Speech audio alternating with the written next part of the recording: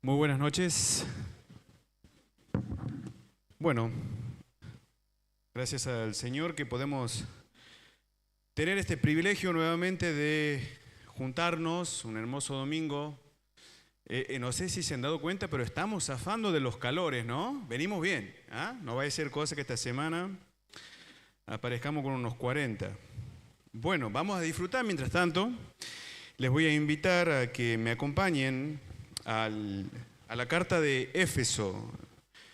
Vamos al libro de Efesios, una de las cartas que escribió el apóstol Pablo desde la cárcel. Efesios capítulo 4.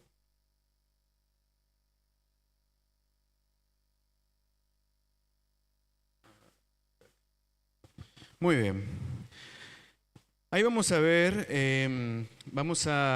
tenga lista su Biblia.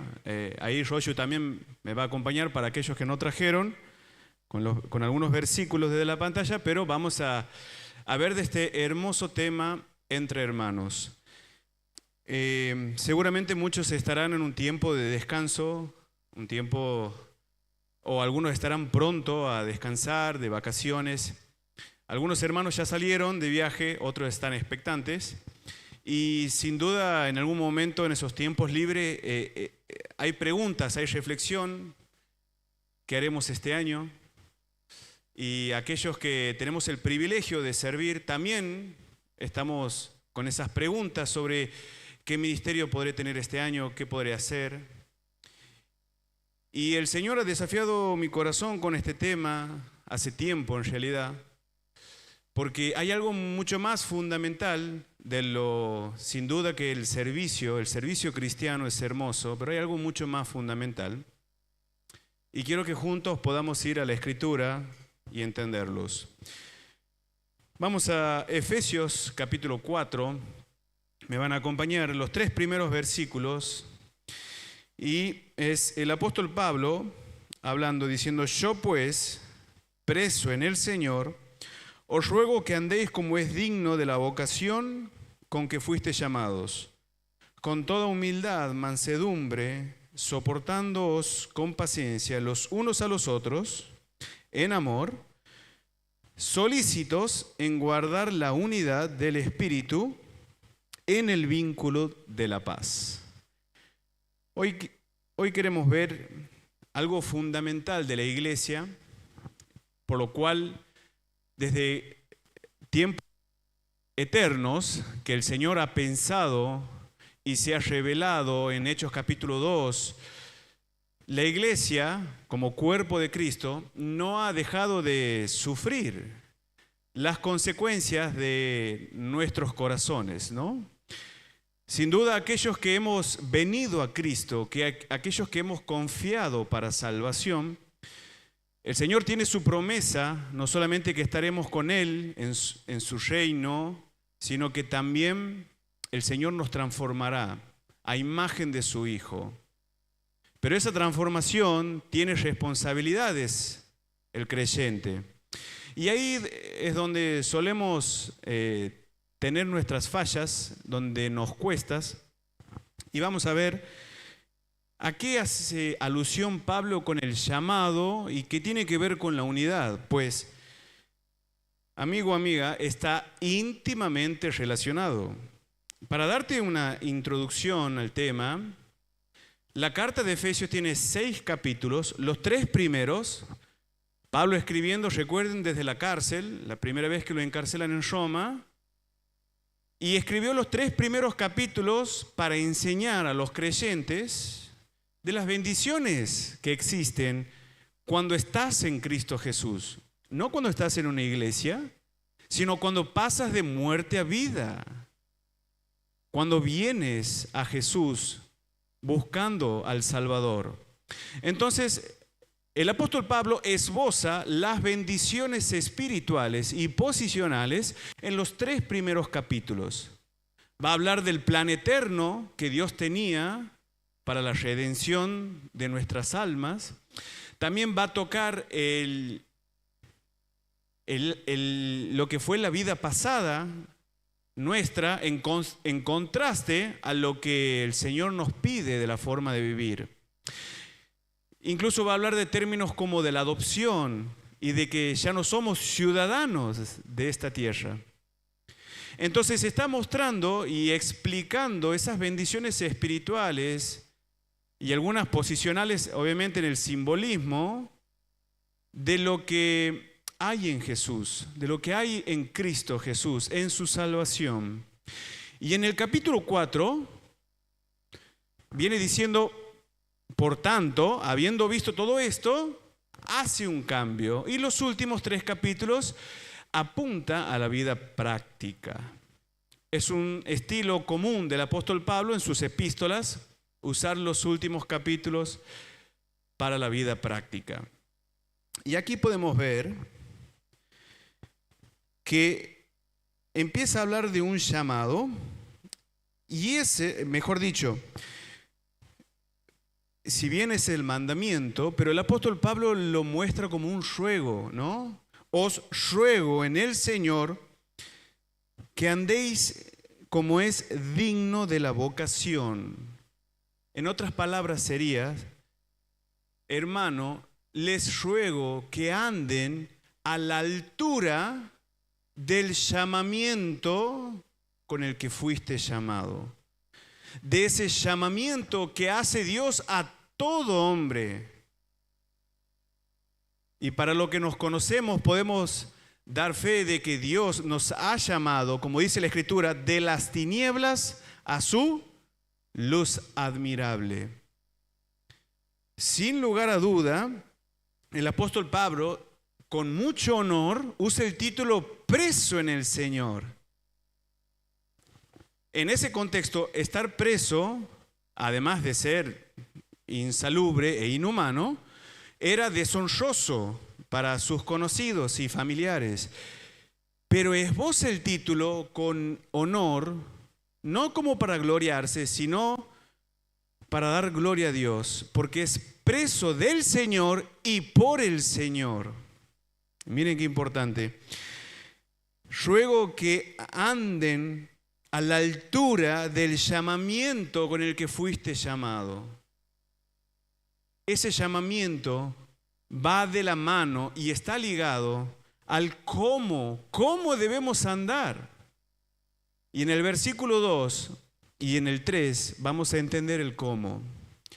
Y lo que quiero que veamos juntos es que entendamos que hay 3 cuestiones aquí. Quiero que me sigan, 3 cuestiones. Una cuestión de carácter, una cuestión práctica y una cuestión de intención. Cuando Pablo esboza el mandamiento de manténganse solícitos o fervientes en guardar la unidad del Espíritu, vamos a ver esas 3 cuestiones. La primera, como veíamos también, para hacer una mención, si quieren no lo busquen, pero por amor al tiempo lo leo, en Filipenses capítulo 1, versículo 27, también muestra una expresión similar, solamente que os comportéis como es digno del Evangelio de Cristo. Sería como una forma de decir, compórtense a la altura del Evangelio de Cristo, de las buenas nuevas que han recibido y que testifican a otros de esa salvación tan grande que nos ofrece Dios. Y vuelve a ligar, ¿no? En el 27, para que, o sea, que vaya a verlos o que esté ausente, oiga de vosotros que estáis firmes en un mismo espíritu, combatiendo unánimes, subrayamos esa palabrita, ¿no? Por la fe del Evangelio. Filipenses era una de las iglesias en la que había, no sé si más queridas por el apóstol Pablo, pero había un gran amor entrañable entre ellos. Pero sin duda tenía un problema en la unidad. No era la única. De todos los problemas que tenían las iglesias de Corinto, uno de los problemas era también la unidad entre hermanos. Y esto es fundamental, porque esto es la iglesia. Es la iglesia de Cristo, no el salón, sino cada uno de los creyentes, de aquellos que hemos conocido y hemos aceptado que solo en Cristo Jesús hay salvación. Formamos parte de un gran cuerpo y que el Señor la ha llamado como su iglesia. Naturalmente, no hay ninguna persona de aquí, ni quien les habla, que no haya nacido corrompido, que no tenga problemas en su corazón. No hay día, hermano, hermana, que no luchemos con el egoísmo. Esto es natural. Lo que no es natural es que pongamos esfuerzo, dedicación a mantener y a procurar la unidad en la iglesia de Cristo. Pero como vimos, va a ser una cuestión, primero, hay una cuestión de carácter. Hay una cuestión de carácter. En el versículo 2 de Efesios 4, si lo tienes ahí, vamos a ver que dice, con toda humildad y mansedumbre. Quizás el término de humildad es uno de los términos mayormente mal entendido. Al menos yo no lo entendía bien antes y muchos con los que conversaba tampoco. Por ahí está el sentido de humildad a un estilo de vida, ¿no? Nada tiene que ver con el ostento. Él es una persona humilde. ¿Han escuchado esa frase? Y por ahí se refiere a su estatus social o a su forma de vida o a una persona quizás de bajos recursos. Es una palabra quizás utilizada en una frase totalmente incorrecta. La humildad en la Biblia tiene el término certero que va a confrontar nuestros corazones. Esa palabrita, en el griego, en el original, significa como una humillación de mente. Creo que es la forma más gráfica y clara de expresar qué es lo que quiere decir el Señor con humildad. Tener una mente humillada. Ahora, tengamos los oídos bien atentos y los ojos bien abiertos, porque nada tiene que ver con el autoestima, ¿no? Con el hecho de decir, para ser humilde, me tengo que tirar abajo, tengo que ser una persona de lo peor, despreciable. De hecho, hay un poco de verdad. En nuestras vidas pasadas hemos sido enemigos de Dios. Hemos tenido vidas miserables. Aunque algunos puedan haber tenido color de rosa, nada cambia la realidad de nuestro corazón. Pero sin lugar a duda, el Señor no se refiere con un término de humildad, sino del hecho de que cada uno piense de sí mismo conforme a la verdad. La humildad habla en el sentido de que necesitamos compararnos con algo para saber qué somos y cuál es nuestro valor. El problema es que estamos muy acostumbrados a que esa comparación en el mundo sea con otra persona. Que esa comparación muchas veces se fundamente quizás en tus logros académicos o profesionales o económicos. Nada tiene que ver en la Biblia lo que realmente apunta el término de humildad o el término original de una mente humillada, de una bajeza espiritual. Si me acompañan a Filipenses, capítulo 2, vamos a esclarecer un poquito a qué está apuntando el apóstol Pablo en uno de estas cualidades de carácter. Filipenses 2, en el versículo 3 y 4, dice bien clarito, nada hagáis por contienda o por vanagloria, antes bien con humildad, estimando, subrayamos, ahí está una de las palabras claves, estimando, o sea, dándole valor a cada uno, a los demás, como superiores a él mismo. no mirando cada uno por lo suyo propio, sino cada cual también por de los otros. Paso a explicar. La humildad tiene que ver por cómo nos percibimos frente a Dios y frente a los demás. La base es cómo te percibes frente a Dios. Según la verdad, la Escritura, no tenemos nada rescatables para ofrecer a Dios, nada. Realmente somos miserables. Pero frente a los demás, a veces cometemos el error, ¿no?, de decir, tengo un estilo de vida, incluso entre hermanos en el ministerio, caemos en esas comparaciones. Por el contrario, cuando dice, estimando cada uno a los demás como a superiores, la forma práctica está al lado. No mirando cada uno por lo suyo propio, sino por los demás. En forma breve, una persona humilde se preocupa por los intereses de los demás, que no es lo mismo agradar a los demás. ¿Te das cuenta? Muchos de nosotros venimos de situaciones difíciles que a veces hemos sufrido desaprobación o falta de amor. Y nos hemos acostumbrado en la vida y en el mundo a buscar esa aprobación en los demás, o en una pareja, o en un grupo de amigos. Nada tiene que ver con la humildad.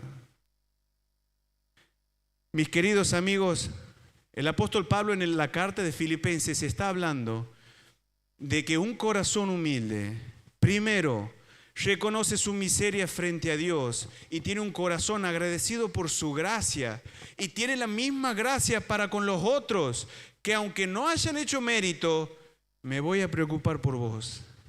Voy a poner tus intereses por sobre los míos. En el capítulo 12 de la carta de Romanos, Pablo usa otro término.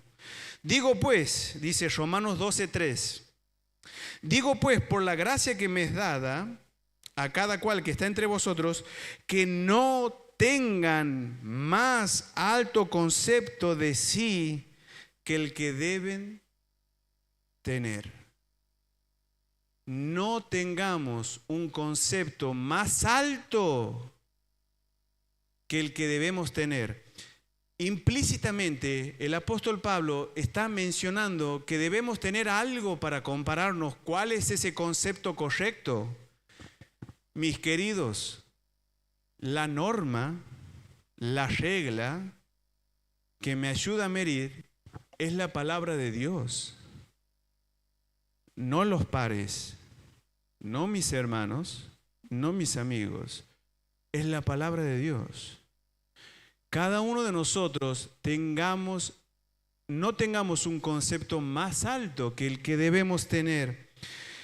Y vuelve a ir más incisivo, sino que piense de sí con cordura, conforme a la medida de fe que Dios repartió a cada uno. Y luego empieza a hablar de los dones. Pero después, al último del capítulo 12, vuelve a tocar para que se mantengan unánimes y no altivos. Parece paradójico. Romanos capítulo 5 dice que el amor de Cristo ha sido derramado en nuestros corazones. Y con ese amor que hemos conocido y podemos experimentar y vivirlo, ¿por qué en la Escritura nos insiste tantas veces en que debemos amarnos los unos a los otros? Esa palabra, los unos a los otros, en el Nuevo Testamento, la van a encontrar más de 70 veces. Muy sencillo. Tenemos problemas de fábrica, porque nuestro corazón no lo tiene, no tiene la capacidad. Por eso, es una cuestión de carácter. Para que seamos solícitos en guardar la unidad del Espíritu, de la iglesia, es una cuestión de carácter. La humildad se la tiene que trabajar. Hermano, hermana, no sé usted, pero no hay día de mi vida que no tenga que luchar con la humildad. No sé usted. Y luego menciona otro término que es la mansedumbre. La mansedumbre, un término que en el original se usaba también para hablar un poquito de un medicamento que calmaba al paciente. También se asocia con una brisa suave y quizás con un término que la mayoría conoce. Cuando un animal salvaje era domado, es un animal manso.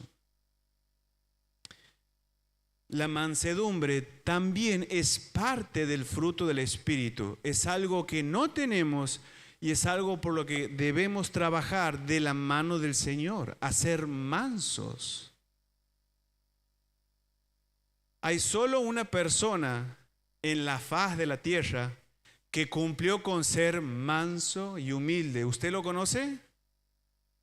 No es el que está al lado, el que está atrás, no.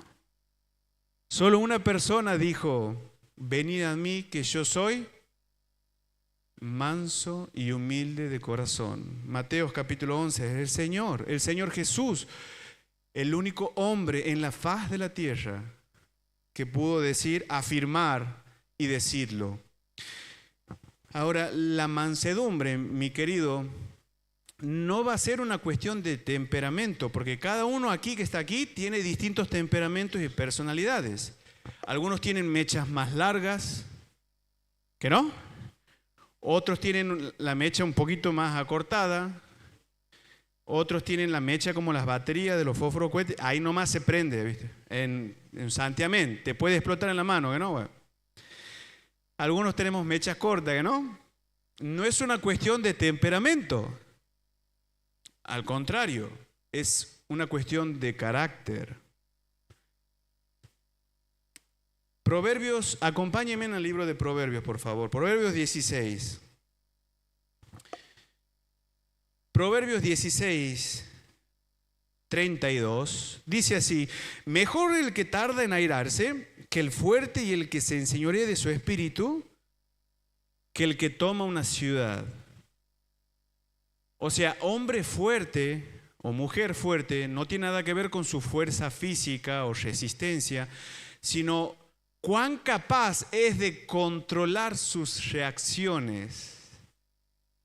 Eso es mansedumbre o autocontrol. No es el autocontrol barato y falso que venden en los libros en el mundo, sino que es parte del fruto del Espíritu. Es resultado de nuestra intimidad con el Señor y de cuánto le damos al Señor nuestro corazón. Mejor es el que tarda en airarse que el que se enseñorea de su espíritu, y el que se enseñorea de su espíritu, que aquel que conquista una ciudad. Y en el Proverbio 25, 28, hay una realidad que nos ha pegado a todos en la vida. Proverbios 25, 28. Como ciudad derribada y sin muro es el hombre cuyo espíritu no tiene rienda. ¿Te das cuenta del concepto de rienda? Como un animal domado, bajo control. Está hablando lo mismo. Pero lo que habla Proverbios está mostrando la debilidad de carácter, una deficiencia de carácter. Mis queridos hermanos, hermanas, en la iglesia del Señor hay muchos problemas. Si usted ha venido por primera vez hoy pensando que va a encontrar personas perfectas, discúlpeme, este no es el lugar indicado. Aquí, porque tenemos un corazón aún que el Señor lo está trabajando, nos ofendemos, nos agraviamos. Pero siempre va a ser una cuestión de carácter, cómo nos manejamos a la altura del llamamiento que Dios hizo a nosotros. Vamos a ver, quizás te estás preguntando si sos un hombre o una mujer como una ciudad derribada.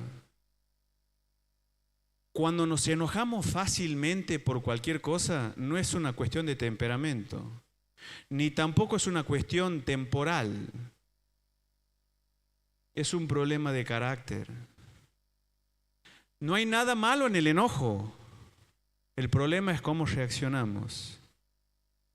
Ya lo vamos a ver más adelante, porque ahora venimos a la cuestión número 2. Es una cuestión de práctica. Ser solícitos en guardar la unidad entre los hermanos es una cuestión práctica. Acompáñenme, por favor, a Colosenses capítulo 3, versículo 13. Uno de los más difíciles de llevar a la práctica, ¿eh? Capítulo 3, 13. Los que tienen la Reina Valera la van a ver que dice: soportándoos unos a otros y perdonándoos unos a otros. Si alguno tuviere queja contra otro, de la manera que Cristo os perdonó, así también hacerlo vosotros. Una cuestión práctica. Y aquí viene quizás la parte difícil. Una cuestión de carácter, una cuestión práctica.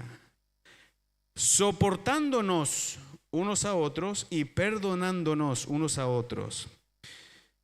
Así, de la manera que Cristo nos perdonó, la vara es altísima. Porque no teníamos nada que ofrecer al Señor. La vara es muy alta. Así, de la manera que Cristo nos perdonó, así también hacerlo vosotros, y sobre todas estas cosas, vestidos de amor, que es el vínculo perfecto.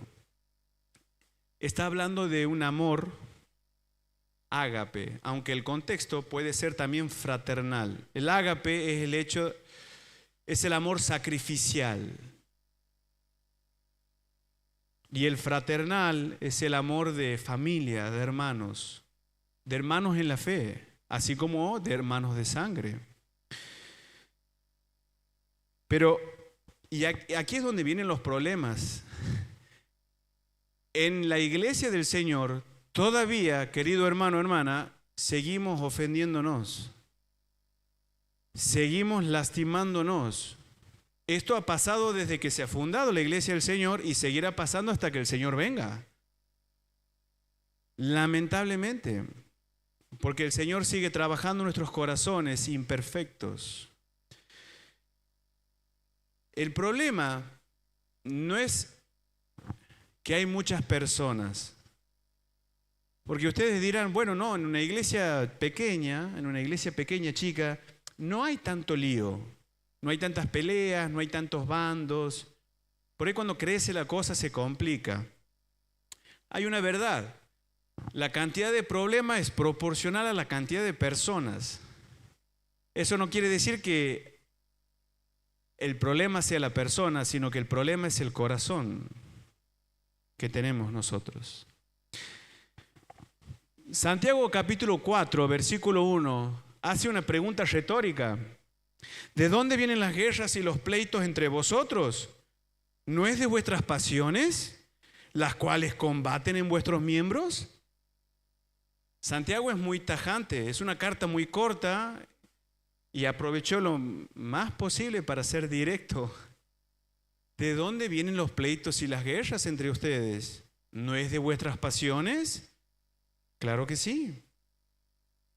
La palabra difícil del versículo de Colosenses, hay dos. Una es soportar y la otra es perdonar. Va en grado de dificultad, ¿te das cuenta? Esa palabra soportar no es la misma que usted ha leído en otra parte de la Biblia que dice soporten las pruebas, soporta el tiempo de aflicción. No es la misma. Porque cuando los apóstoles hablan en cuanto a las pruebas o tiempo de dificultad, habla de caminar bajo presión o tener un ánimo largo para que no te desanimes y sigas caminando la carrera que el Señor nos ha dado. Pero esta palabra no hace referencia a eso, sino que es una forma un poquito más gráfica. Soportándonos en el original apunta a sujetarnos a nosotros mismos. No sé si les ha pasado en la vida de presenciar una pelea física o de verlo quizás en la noticia, pero cuando hay entre 2 o 3 grupos, siempre hay uno que quiere iniciarla contra otro y hay otro que está cerca como para separar, ¿ha visto? Y lo sujeta y lo tiene. Bueno, esta es la versión gráfica, soportándoos unos a otros. Hermano, hermana, no piense, el Señor me manda a soportar a mi hermanito, porque mi hermanito también me soporta a mí. ¿Que no? No me va a querer orar de esa forma que dice, Señor, dame paciencia, porque si me da fuerza lo mato. ¿Que no? No. Hay muchas personas que sin duda nos soportan, nos toleran, pero no de, hay que aguantarlo, tiene mal carácter, no de ese término, sino de tener cordura para sufrir el agravio. A eso apunta. Acompáñenme de vuelta a Proverbio. Vamos y venimos con Proverbio. Vamos al Proverbio 19, 11, versículo conocido. La cordura del sabio detiene su furor. Bien, no era tan conocido, lo voy a leer de vuelta. La cordura del hombre o del sabio detiene su furor y su honra es pasar por alto la ofensa. Mi querido hermana, cuando lea ese versículo, no hay ninguna palabra que habla de la indulgencia. Como diciendo, no pasa nada, está todo bien, ¿que no? Y tratar de ocultar el dolor. Proverbio no habla de eso. La cordura del hombre detiene su furor. Primera parte. Un hombre sabio, un hombre sensato.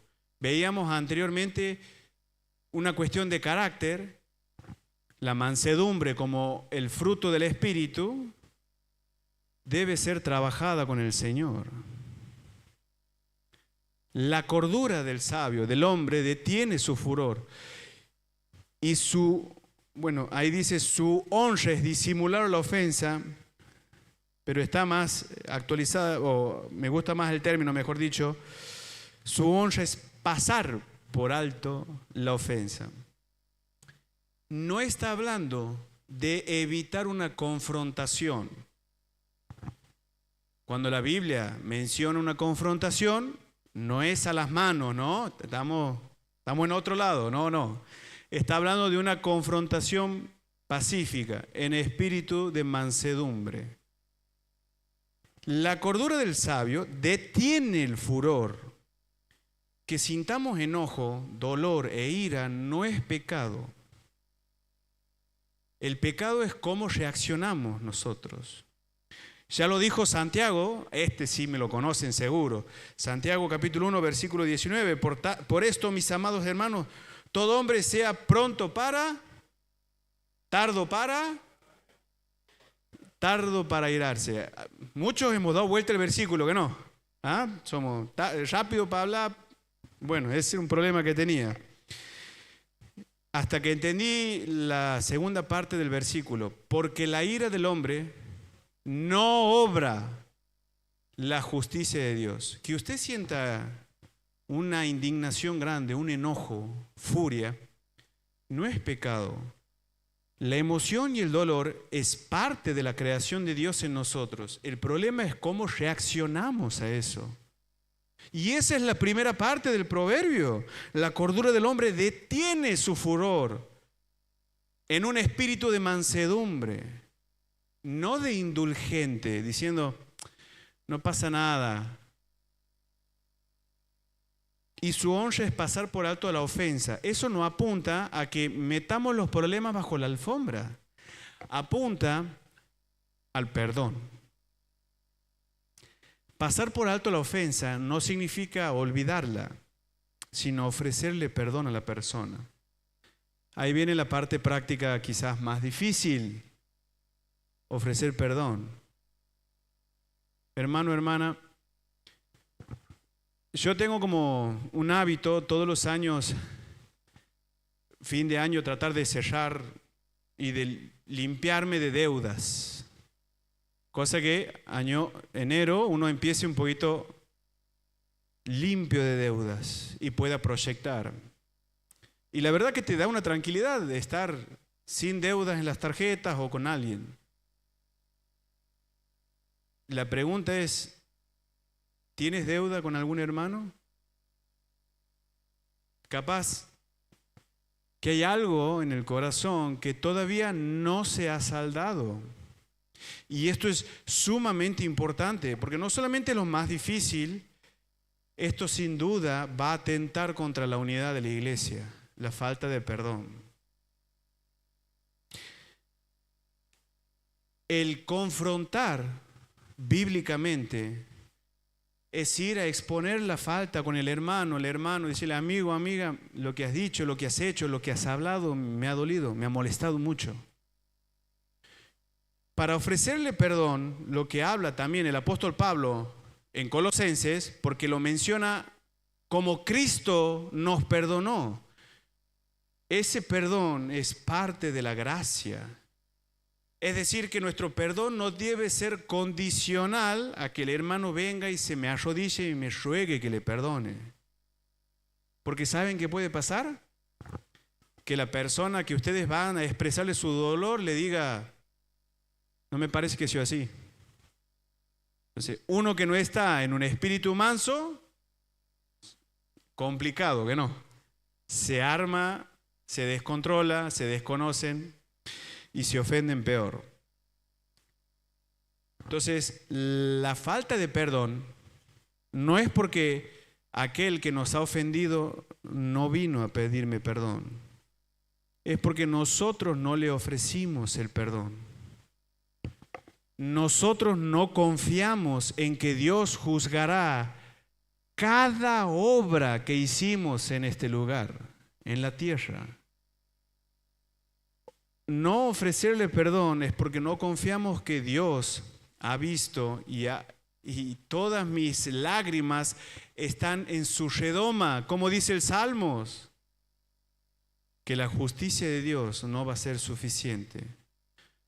No ofrecer perdón es querer vengarme. Y las venganzas no son físicas. Las venganzas pueden ser distanciamientos, pueden ser de muchas formas, incluso virtuales. Entonces, cuando Proverbio dice, la cordura del hombre detiene su furor, está hablando de un espíritu de mansedumbre. Y la honra es pasar por alto la ofensa, es que no toma venganza, pero eso no significa que no confronta el problema. Hay que confrontar el problema con un espíritu manso.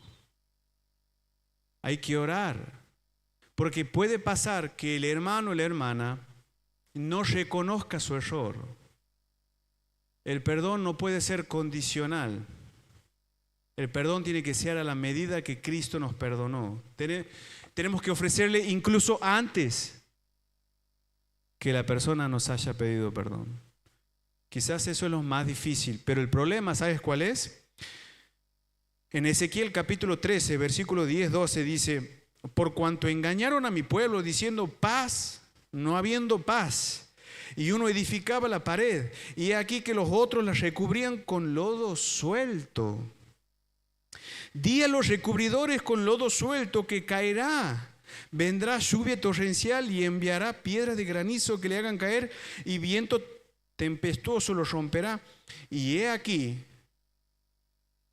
cuando la pared haya caído, ¿no os dirá dónde está la embarradura con que la recubriste? Querer levantar una pared solamente con barro, esperando que funcione como cemento, es análogo a pensar que los problemas con las personas se van a solucionar metiendo bajo la alfombra. Eso está diciendo el Señor a través de Ezequiel. Porque el pueblo creía en una falsa paz.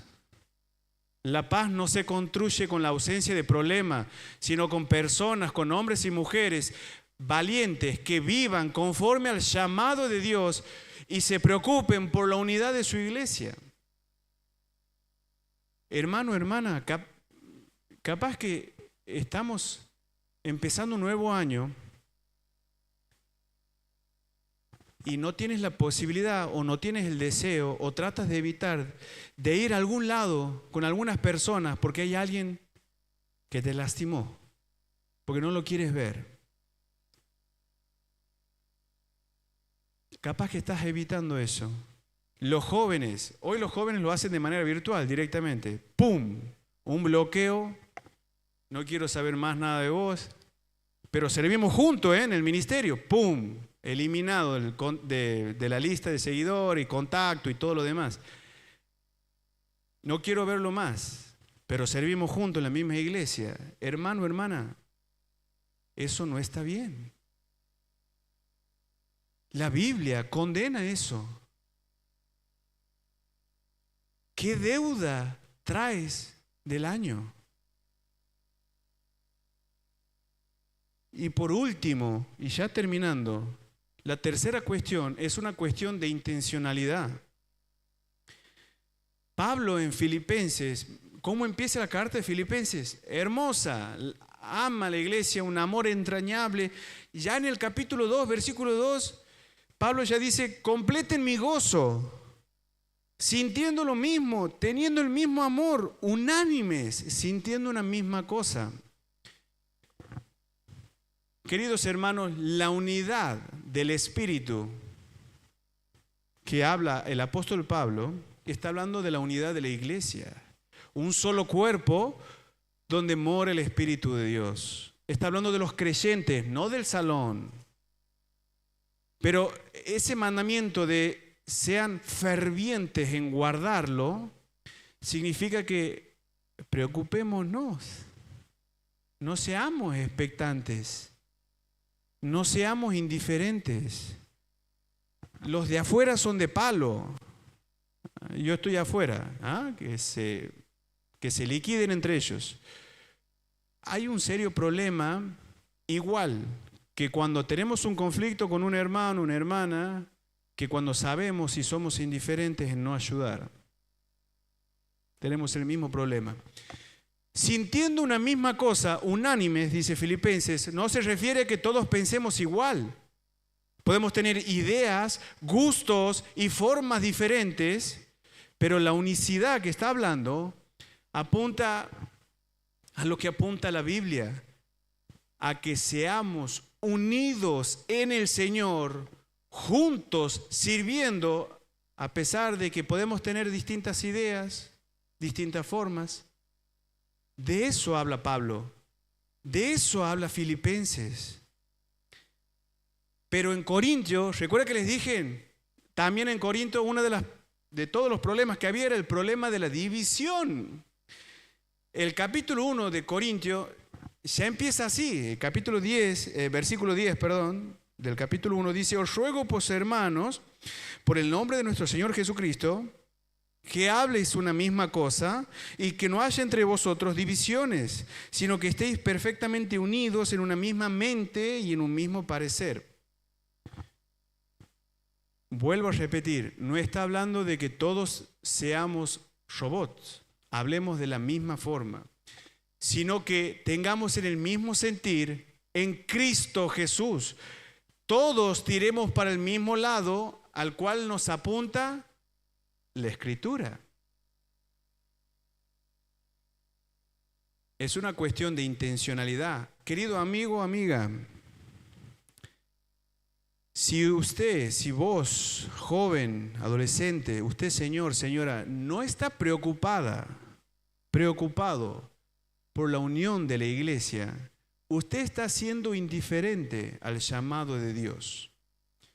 Esto no es una cuestión de los pastores, es una cuestión de los creyentes. No solamente poder confrontar los problemas, sino también no ser indiferentes. Filipenses capítulo 4 aparecen dos hermanas colaboradoras del apóstol Pablo, dos mujeres que colaboraron codo a codo en la predicación, Evodia y Síntique, pero tenían tal desacuerdo, que había llegado a los oídos del apóstol Pablo. O sea, era muy común que no se podían ver. Esa es la pregunta. ¿Hay aquí hoy hermanos, hermanas que tengan ese mismo sentir? ¿Que tengan ese problema con algún hermano o hermana? El Señor nos está llamando. Pablo ruega a ellas que se reconcilien, pero también dice: a ti, compañero fiel, que ayudes a que solucionen sus problemas. Está hablando de una persona, un varón de Dios, un hombre sabio, que no sea indiferente al problema. Una persona que se preocupe por la unión de los hermanos, de la iglesia del Señor, porque es un mandamiento ser solícitos para guardar. No es una recomendación, ¿te das cuenta? Algo más vergonzoso fue 1 Corintios capítulo 6. Problemas legales en Corinto. Problemas legales y civiles. Eso significa que no solamente había problemas en la iglesia, sino también problemas fuera de la iglesia, es decir, en relaciones laborales, pleitos con no creyentes. Y Pablo no los exhorta. El apóstol Pablo los reprende, diciendo: se deberían sentir avergonzados, no poder solucionar problemas entre hermanos que tienen que recurrir a juicios. No está condenando los juicios legales, lo que sí condena es la actitud de los hermanos en no querer arreglar sus faltas. Y vuelve a decir en el capítulo 6, versículo 5, ¿acaso no hay hombre sabio que juzgue entre vosotros? ¿No hay un hombre, una mujer que pueda ayudarles al problema? No seamos indiferentes. No seamos indiferentes. Y por último, el problema es cuando lo veo, pero no es el único desafío. El problema es cuando me toca sufrirlo. Cuando hay alguien que me ha lastimado, cuando hay alguien que me ha herido, y la persona ni se acerca ni se entera. El Señor nos manda a que nosotros podamos ir y confrontarles en amor para solucionar el problema. Habíamos visto en la segunda parte que podemos construir paredes con lodo, con barro, que metemos los problemas bajo la alfombra a veces. Y el problema es que haya personas sirviendo así. A esto quería llegar. Quizás te estás preguntando ¿en qué ministerio voy a estar? ¿En cuál iré? ¿En qué área trabajaré? ¿Qué haré para este año? ¿Con quién estaré junto en el equipo? Y quizás te estás preguntando eso, y quizás en tu corazón hay deudas del 2025. ¿Saben qué? Mateo 5, versículo 23, en el Sermón del Monte, el Señor es clarito en una de sus enseñanzas. Por lo tanto, si traes tu ofrenda al altar y allí te acuerdas que tu hermano tiene algo contra ti, deja allí tu ofrenda delante del altar y anda, reconcíliate primero con tu hermano y entonces ven y presenta tu ofrenda. Amigo, amiga, al Señor no le importa tanto tu servicio como te conduces en la casa del Señor. No le preocupa tanto lo que puedes hacer, sino lo que debemos hacer con nuestros hermanos.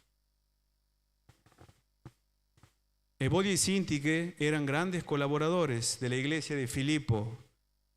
Si pasó en esa iglesia que lo tuvo el apóstol Pablo, la pregunta es, ¿creen que no puede pasar aquí?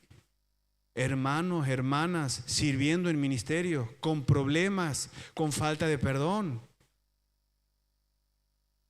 con pleitos. Claro que puede pasar. La pregunta es, ¿hasta cuándo vas a arrastrar esta deuda? Quiero que pienses en esto, hermano, hermana.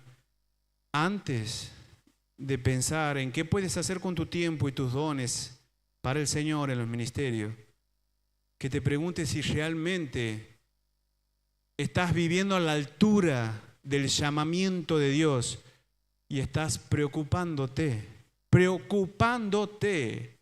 por mantener la unidad del cuerpo de Cristo. Vamos a orar. Bendito Señor, te damos gracias por este tiempo, por poder abrir tu palabra.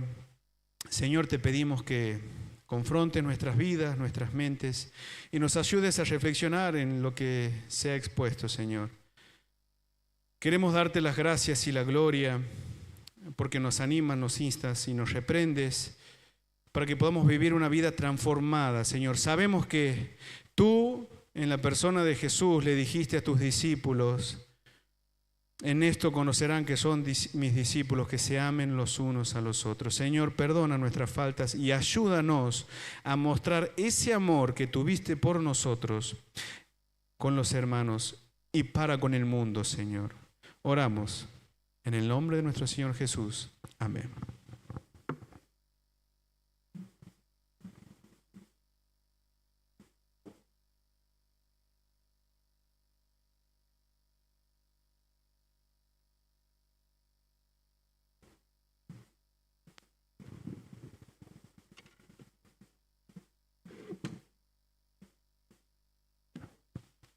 El mensaje de la palabra de Dios ha sido muy claro. Pensaba mientras hablaba Carlitos y qué bendición es ser parte de la iglesia. Tenemos una familia enorme y en todo el mundo, en todo lugar que hay un hijo de Dios, somos iglesia, somos familia. En todo el país, lo más al norte, lo más al sur, tenemos hermanos. Y la bendición de estar en una iglesia local. Para toda familia no faltan las ofensas y los conflictos, pero qué bueno poder tomar eso como una oportunidad para fortalecer nuestras relaciones. Me acordaba mientras hablaba Carlitos de el Señor. Con Pedro, 3 veces lo negó en el momento más difícil de su vida. ¿Y cómo respondió el Señor? Apareció resucitado y le hizo un asadito, un desayuno espectacular en la playa, aquel que lo había negado en el momento más triste. Y la relación se fortaleció y Pedro fue un pilar para la predicación del Evangelio. Y todo fue para mejor. Su relación con el Señor se fortaleció y él fue utilizado poderosamente por Dios. Vamos a despedir a aquellos que se han conectado. Los esperamos aquí próximo domingo 20 horas. Y aquellos que están imposibilitados de venir nuevamente, si Cristo no viene antes, por el canal de YouTube.